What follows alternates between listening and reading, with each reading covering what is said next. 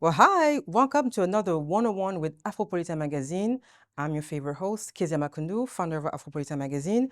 We have a little bit of a different setting today because we're doing something special. So let me introduce you our new guest, DJ Cuppy. I am so excited to be here. Thank you so much. And you know what? I think change is good. It's a different It's a environment. different You environment, have brought so me to New York City, I, very, very far from Lagos. oh yeah, we did that. I'm happy about that. Well, thank you for accepting our invitation. You in New York for the past couple of days. How's New York treating you? New York, you know what? I have an interesting relationship with this city. Yeah. I lived in New York Oh, you when I did? was a Oh, student. Yeah, okay. so I got my second degree at New York University. So I'm familiar, but what I will say is New York always has a surprise for you. Hello. I mean, even the people that live here, it's a city full of so much vibrancy. I think so much just energy, but some good, some challenging. But what I can say is I always go to New York and leave with a different perspective, Yeah, yeah, yeah, and not a lot of cities are like that. yeah. The only other city I think is like that is Lagos. Okay, I never been to Lagos, so I guess I gotta give it a try. Absolutely. I mean, I feel like the only reason I can survive in New York is because I You, survived in you, Lagos. you train, you got the Lagos training. Yes, like literally, AFROPOLiTAiN family, there's two cities you need to live in at some point in your life, Lagos and New York, and you'll be ready for anything life brings. Listen, I can confirm for New York for sure. All right, let's get started. So, your music journey has been, remarkable from DJing to producing. Can you tell me what inspired you to pursue this career and how do your sound has evolved through the years? I was born in Lagos, and I was born in Lagos at a time when I think, things were really interesting. In 1992, I mean, I have to tell you about the history because Mm-hmm. you'll understand. I think where you are is really just evidence of where you're from. Okay. And my journey is interesting. So Nigeria got its independence in 1960, Mm-hmm. and Lagos suddenly opened up as a city. In 92, we moved our capital from Lagos to Abuja, and all of a sudden you got this city that got to mix with the rest of the world. Okay. We became our own entity. And so you got this fusion of culture. Now, music played a huge part of it. Okay. So I grew up in a time when my dad would play Fela Kuti in the car. Classic. And before I could even speak, I was singing. I remember, going to school in the mainland, Ikeja. It wasn't just a matter of learning math. You also learned drums. Okay. As African expression is also through sound, Yes. and so I was so proud of that experience, and I grew up very sonic. Okay. So going from Lagos and then, all of a sudden moving to London at 16, I felt a little bit lost. I felt a little bit Okay. I displaced. mean, it's a huge change. It's such a big change considering I hadn't really left Lagos before. It felt very overnight. Okay. My parents decided to put me and my sister in a boarding school, and I want to say very African. and moving to the UK, I just felt really lost. And the only thing I could hold on to was music. Okay. I hated the weather in the UK. I hated the food in the UK. Talk about that. People used to say that I looked weird, I spoke weird. And it's interesting that now being African is a superpower. Listen, it's a thing. Like It's a superpower, but it's interesting how it wasn't like that before. it wasn't. And so I'm really proud that music was really my savior. Music was the one way I could reverse my feelings of homesick. Mm-hmm. And I remember it was the year the iPod Generation 1 came Okay, out, iPod. and I would fill my iPod with all these songs. I mean, some of the artists I was listening to at the time include Made. This was D'banj's heyday, Sasha Fierce, Netosi, Ikechukwu. This is when Afrobeats as a pop genre was really going Yeah. out. And it just made me feel like I was back home. So when that song would play for 3 minutes, I would just escape. And I think music had so much power that I decided that I wanted to be at the forefront of that. And I wanted to be someone that, beyond 3 minutes, Yeah. for hours, I could control people's journey. And that's how I became a DJ. Okay. I like what you say. Control people journey through the music. I like Yeah, that. life is hard for everybody. And I think it's interesting, like New York always reminds me of sort of hustle culture. Yeah. But also, back home in our continent, life is really hard. But there's this sort of contentment and joy people have. And I think it's because, whether it's through humor, whether it's through food, whether it's through music, I think that we're very self-nourishing as Africans. Very much. And so it's really important to play that part. I think I want to always be someone that takes a piece of my home with me everywhere I go. And so being a DJ, I felt like allowed me to do that. To do that. Well, thank you for sharing with us. So as as an artist with your unique, format as a DJ style, how do you keep your performance, fresh and staying on trend and also adding your roots to it?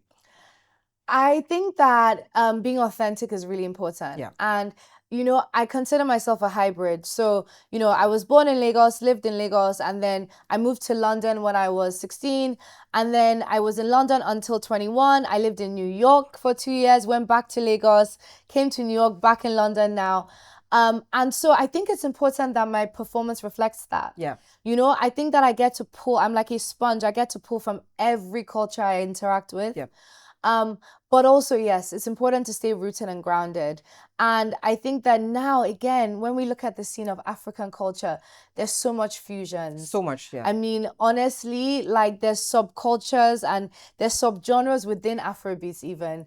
There's Afropop, there's Afrofusion, there's Afro house, there's Afro jazz. And so I really want to make sure that I'm experimenting, but I'm still interacting. One of the things I find hard is that my fan base, they call my cupcakes. This is funny because my next question was about your fan base. Well, voila. So let me ask you. So you definitely build a global fan base, like over 20 million listeners. So how do you think you connect with your audience in different, sector of, the world? The world. Yeah, that's what I was gonna say. So my fan base are around the world. We all have something in common, which is our love for expression. Okay. So one thing I struggle with my music fans is that, they always want me to kind of go back to the roots and sort of make music I was making originally. Yeah. I've been in this industry 12 years, but also I've learned so much from my travels and experiences. And then you've got my kind of fans who are new, my freshly baked cupcakes. Okay. And they are, they're people that, because I haven't put out an album in 4 years. So they're people that have fallen in love with my brand as a form of expression. I've had radio shows, I've been on TV shows, so they haven't really experienced me sonically, or it's someone that has just heard me DJ.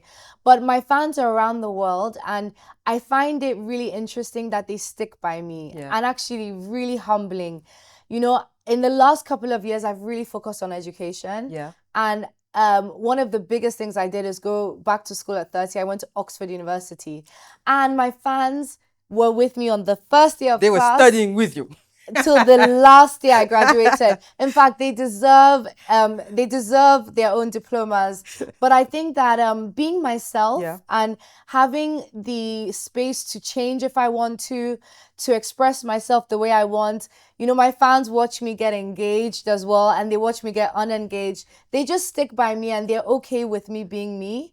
And I think that's such a blessing. I can say your fans technically are your roommates. They are my roommates. They are my agony aunts. They're everything. They're everything. So you just mentioned about, education. And I know you're a big advocate when it comes to education. You recently completed your master's degree at Oxford University. Yes. Congratulations to you. What motivates you for this commitment and furthering your education, knowing that you have a busy schedule? It's so interesting. Someone once told me the day you stop learning is the day you die. I would agree on that. And I think it's so important. Now, when we talk about learning and education, I really want people to understand it's not about formal academia. Yeah. It's about, learning skill sets, bettering yourself. Yeah. If you want to be a better listener, you can learn that. If you want to be better cooking, you can learn that. Sure. If you want to be a better partner, you can do that. If you want to learn photography, if you want to learn how to be a little bit more calm, you can do that. If you want to learn how to be more social, I think learning is so important. And that is how I really feel about my journey. Yeah. I want to always learn. What I've learned over the years, you know, I've gone to 4 different universities. So the first one I learned economics. Second one, which was in New York University, NYU, I decided to learn music and business. So I Okay. was in NYU Stein and Sternhart. And during that time, I actually worked at Rock Nation. Okay. And so I felt like it was really important, so different from my first degree. Third degree at Oxford was politics. I did a paper on how long I think it'll take Nigeria to have a female president. How long? Oh, well beyond Let's my talk about time. that later. How long I think, but you never You know. never know. Okay. And then the most recently, I've just learned financial marketing at LSE. Okay. So what I'm trying to show you is that there is no one size fits all with Yeah. education. Yeah. And I think it's really important to always have an appetite. And I think that that's something that I wish we did better as a continent in Africa. Yeah. You know, when I was growing up, honestly, I feel like, and it's not necessarily my parents, it's more industry and not even industry, I think environment. I thought one of my most important roles in life was to get married as an African woman. Yes, which is And that's the one thing I haven't done. welcome to the club. And, you know, I don't feel less achieved for it. And I feel like that's something that I would love to change back home. Yeah. I'd love for us to be able to set our own bars. And I would love for us to actually get accolades and get recognition for self-work. Yeah. You know, I feel like before you work with someone else, you need to work on yourself. So I was about to ask you, because you say that, what message would you like, the young Africans who inspire to follow your footsteps, both in art and academia? What would you tell them right now? Ooh. First of all, I would say to anyone trying to balance any two worlds, it's hard work. Okay. You know, I'm not in the business of telling lies.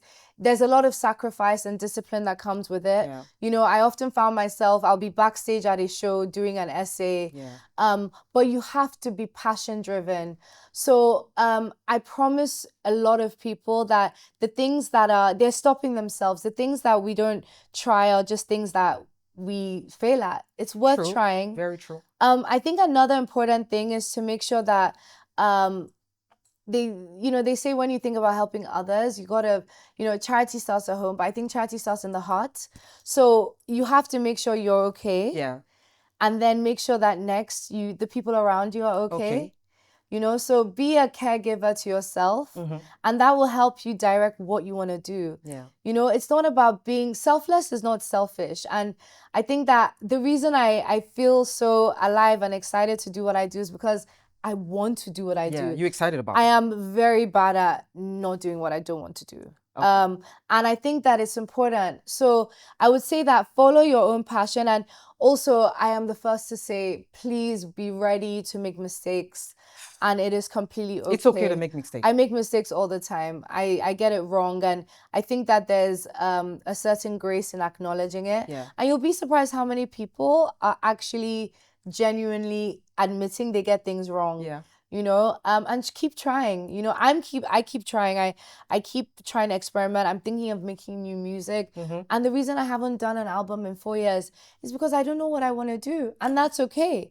You know, sometimes we should stop romanticizing just not knowing. Yeah. In a world where there's so much information, sometimes it's overwhelming. Yeah, I know. You know, it's like, where do you even start? Somewhere, but I think with time everything fall into place. So, As they say, exactement. I like that little French accent. I know. We've been speaking French off I mean, camera as I have well. to say your French is good. Like, Merci, je sais. Ce n'est pas grave. Alors, anglais, s'il vous plaît. Yeah. So, we're talking about the influence of, Africa right now. So obviously African music, African fashion are globally trending right now. So how do you think that the fusions of, African culture in this industry continue to shape the landscape globally? Great. Well, I'm wearing a Nigerian designer for my Okay. country. So All right. this is a Cuppy. I think the colors are amazing, and I feel like it really shows my personality. You see, Okay. us Nigerians were so expressive. And then my earrings are actually Congolese by this designer called Adolphine. Nice. Oh, I'm wearing someone from Cameroon, Kibonen. So at least we're representing 3 different countries. We're covering it all. Absolutely. But what I love about this resurgence of our we're just kind of, I don't know even know how to. Africa is everywhere, but more than before. Yeah. We always have been as Africans being everywhere, but now Africa as a culture, as a player in the global scene is We crossed the everywhere. border. And I think it's amazing. And I think that, first of all, it's about time. Yeah. You know? I was ready for it. Yeah. I'm yeah. just saying that. I mean, yeah, it's one of those things where, you know, it's exciting. Music-wise, it's phenomenal. I mean, that's what I grew up listening to. So seeing people from around the West falling in love with the music is so exciting. But also it makes me think like we're just getting started. Yeah. There's so much just scratching the surface. And, you know, it's interesting because Thames was in New York recently, and she was having a conversation, and she's done remarkable things. Yeah. And she was actually saying one of the biggest ways for anyone that really wants to support African culture is to actually visit Africa. I would agree on that. Visit the continent, and we are all ambassadors of where we're from, but there's nothing like seeing it for yourself. And there's a version for Africa in each person. I mean, 54 different countries. So much Where do you even start? And we're all different. Yeah. And, you know, it's a beautiful thing to have the opportunity to go. And I'm just so excited for people to be more open to it. Yeah. And even another thing I have to say, you know, as a West African, I think it's fantastic. We're getting cross collaborations. Yes. I think that music was a big start of that. You know, it was so exciting seeing artists from Nigeria working with other people. And, you know, some of my favorite songs are cross combination from different regions and genres as well. Yeah. And I think it's beautiful. I think there's more to come, and I just can't wait. I'm so grateful because I feel like I'm in the right place at the right time. You know what I want to see happening since you're in the music industry? Yes, tell me. I want one day to hear that the next, I don't know, Grammy, MTV award or some type of event like that is actually happening on the continent. Because I always realize that we come to them, they don't come to us. And I think that once that step is done, then we're unstoppable. Well, I think that's a fantastic idea, and I think that there's a lot of conversation happening right now around that. I hope so. But actually, interestingly enough, something perhaps even bigger outside of music. You know, there's also sports, and I think something big in sport will happen sooner than people think. And I definitely think that that's people are realizing, and these things take a lot of planning, but it can be done. Oh no, I mean, look at the basketball right now in Africa with the it's NBA amazing leagues. with the NBA, absolutely in Kigali. Oh yeah. I mean, Rwanda is doing such a great job, and yeah, there's so much excitement. And we had what did we have? We had the World Cup in South Africa a few years ago. Yeah. And yeah, it's so exciting. There's so much to do. Look at the impact that the last African Cup had in Côte d'Ivoire. The AFCON. The AFCON, Yeah. the viewership was insane. Yeah, insane. It was so, I mean, I was watching it from where I was fun. It was so much fun. Yeah. I just want to say shout out to us for being the African champion right now. Absolutely, absolutely. Bravo. So, music industry, you're a DJ, very male-oriented profession, obviously, and you as an African woman within the space, how were you able to, you know, fit into the space, and also how were you able to come over the challenges of, you know, male dominating, you African women? What was your journey into this, you know, industry? I think being a female DJ is definitely, it is a challenge. Yeah. And I want to sit down and say that it's easier, but it doesn't get easier. Oh, really? It just doesn't. No, because I think that naturally as you level up in the world, you know, you have more vision, but more challenges. It's like being like on a rope, and as you pull it, it gets tighter and resistance gets strong. And so for me, I feel like I've never ever wanted to be known as just a female DJ. I wanted to be known as a good DJ that happens to be a woman. Okay. And, you know, that is hard to achieve being from Nigeria. You know, where, like I said, one of I felt like one of my roles was to be someone's wife. And coming to the West allowed me to take that lens off and realize that actually I can be an entrepreneur, and things are changing back home. Yes. But 100% I have to kick doors down. I have to work twice as hard to get half as much recognition. However, I also have to say what has really helped me has been my cushioning. I call it my cushioning. So cushioning, I think, is how you're brought up and how you're kind of formed within your sort of family role. Yeah. I come from an extremely entrepreneurial family. Yeah. My mom is a business owner. My dad is a business owner. They both started their businesses after I was born. Yeah. My mom sent me to boarding school, yes, but because she had to start her company. Wow, okay. So I was born in a place where I saw sacrifice from day one, Okay. you know, and I realized that actually, you know, there is a common responsibility for both parents to raise their children and, you know, and be examples. You know, I remember not doing well in school when I was younger, and I didn't get to go on holiday. You know, everyone was going to the beach in Lagos. Question. My sisters, everyone. You wasn't going on holiday as punishment or because... As punishment. Okay, so your parents wasn't playing everyone, with it. Everyone left. They left me in the house. Oh, wow. My sisters, they all went to Takwa Bay in Lagos. And I remember that day I said, never again will I miss out. Because we have something called suya in Nigeria. It's like hot meat. I was like, I want my suya. So it was this idea of discipline. Yes. And that actually you have to work hard for rewards. Things are not just given to you, they're earned. And I think that has really been imprinted in me. Yeah. And so as a woman in a male-dominated industry, I've always been used to working really hard. And I think that what's helped me is my hard work. Because, you know, in entertainment, in media, and fashion and music, it's not easy. It's not easy. And sometimes, dare I say, people don't work that hard. No, yeah. And so I think that that's really helped me. I have a reputation of being a really hard worker. And it's kind of allowed me to navigate and to come through. And, you know, I think another really important thing has been, you know, my faith. I've been able to secure myself and be someone that's anchored in a industry that is actually quite fast-paced. Don't say too much because I have a few questions on that. Okay, so I'll leave that. I'm going to bring back, but finishing on the topic of, you know, being an African woman in the industry, what would be the advice that you want to give the young lady, the young African that see you and they say, you know what, I would probably want to do that, what Cuppy is doing with my career. So what would you tell them to potentially do different, or any advice? My advice to anyone that, you know, is entering a male-dominated space would be you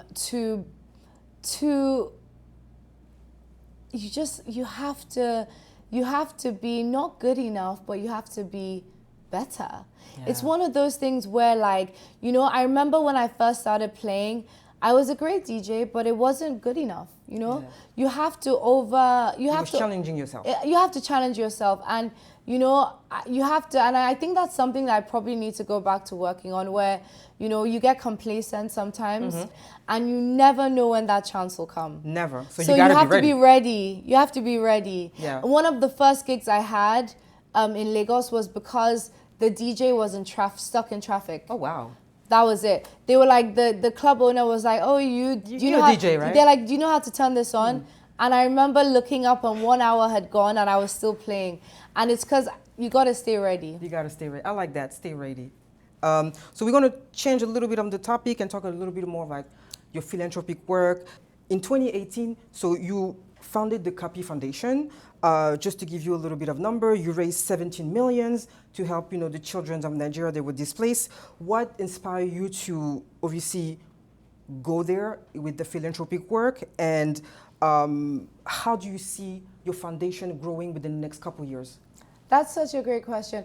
The Cuppy Foundation is one of the favorite parts of the things I do. And it's become something that has taken more of my time, but also taken more of my heart. And the whole story is really by chance. I've always been a giver, and I always say, unto whom much is given, much is expected. And I realized that being an African and having the access to world-class education, being able to travel, it's a privilege. Privilege. Completely. And, you know, I wanted to do my part to give people the same opportunity. I like that. To be able to at least have a go at building your dreams. Yeah. You know, a lot of good things happen, bad things happen, but at least be able to be in that classroom. And not only start in that school, finish that school. You know, so I started sort of giving privately to people, and, you know, I think it just turned into a bigger thing. And I realized that actually if I partnered up with different people, I could do more impactful work. So, I partner at the moment with Save the Children. We're working as well with so many different organizations. And I'm really proud. And particularly with my philanthropy, one of the things that I've created is the Cuppy Fund, Yeah. which is a fund that helps higher educational students of African descent Nice. in universities. And it's about hardship. It's not just to sort of study, but to stay in school as well. So Okay. their rent, their food, flying back home. And I launched That's it amazing. thank you. I launched it in Oxford University. And this trip I'll be launching it at New York University. Oh, nice. So That's I'm very amazing. proud. So I think it's important to give back. And I'm here, I get to sit down and talk to you because someone helped me. I like that. So I need to help So others. you feel the need to help others to have opportunities as we had opportunities. Absolutely. Yeah. And there's a bunch of different copies back home in Nigeria who Yeah. have an even brighter light to shine. So if I can help them, that would be Can I fantastic. ask you a question? Yes. On a more academic level? Yes. Do you track their school progress? Okay, well, there's one student actually, there's one person I always check in with, and when she's not doing so well, we like to Give her a little. because it's important. It's Yeah. important to, it's important to keep to when you're given an opportunity, like you said, you got to, like we agreed, you have to stay ready. Yeah. And you have to make sure you over deliver. Yeah. That's what gets you to where you want to be, if you want to be, right? If Yeah. you want to be there, but it takes a lot. I like that. So, music, philanthropy, everything that you're doing on the side, how do you find the balance to go from a topic to another? Like, when do we see DJ Cuppy the music? When do we see I DJ know. DJ Cuppy? I don't even know if I can say DJ Cuppy the philanthropist. Yeah, so How do you absolutely. kind of like navigate these words? I know. I mean, I do so many things. Like I've done, then there's kind of like, I think I also have I have a following that kind of thinks I'm more of a social media influencer. There's so many different. Really? I really didn't picture that I didn't think that no. either. But you know what? Okay. Apparently I'm entertaining. Okay. But I think that that's a great question, and it's something I'm trying to figure out. Or maybe it's something that doesn't have to be figured out. Maybe not. Maybe everything merges as one. That's why I feel like New York is so great for that. A lot of people don't do one thing.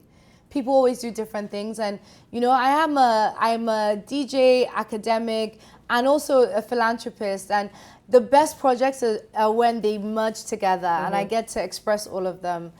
So a little bit personal, because I was looking at your, journey, beautiful video of you, getting baptized. So recently you got baptized. What is basically, how were you able to come to this place? Like personally, I don't know if you had like maybe like a spiritual awakening, if I can say that. What made you, go there and take that step?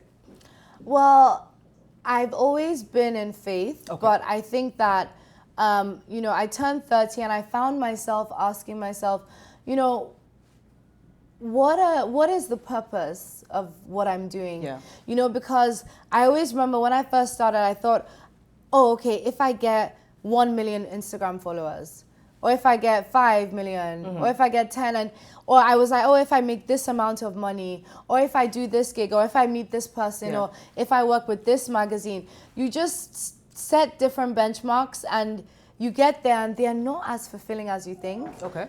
And I started feeling like I was hitting a bit of a kind of plateau where my music didn't feel as purposeful. Okay.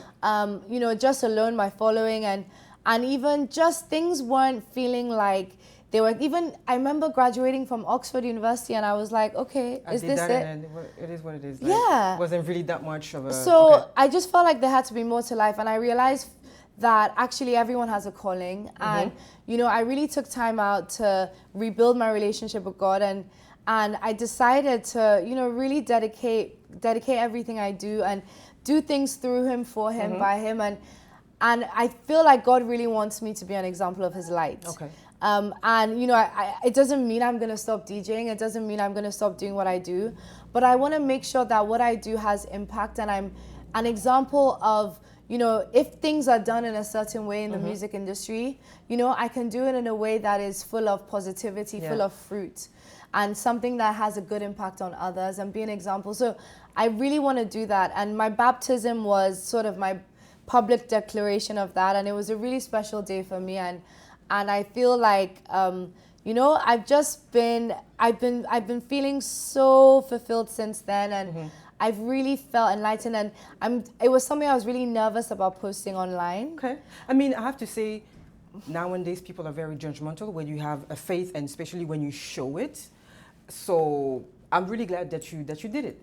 Thank you. It was something I didn't do for a while. I posted 3 months after I did it, but I think it was also about me not just posting about my faith, but being my faith. I wanted to make sure I was living in that light, and I'm really happy, and it's something that I'm so excited about, and I just feel like there's so much to come, and I'm happier. I wake up feeling more purposeful, and I just feel guided. Yeah, I was about to say you answered a little bit of my last question.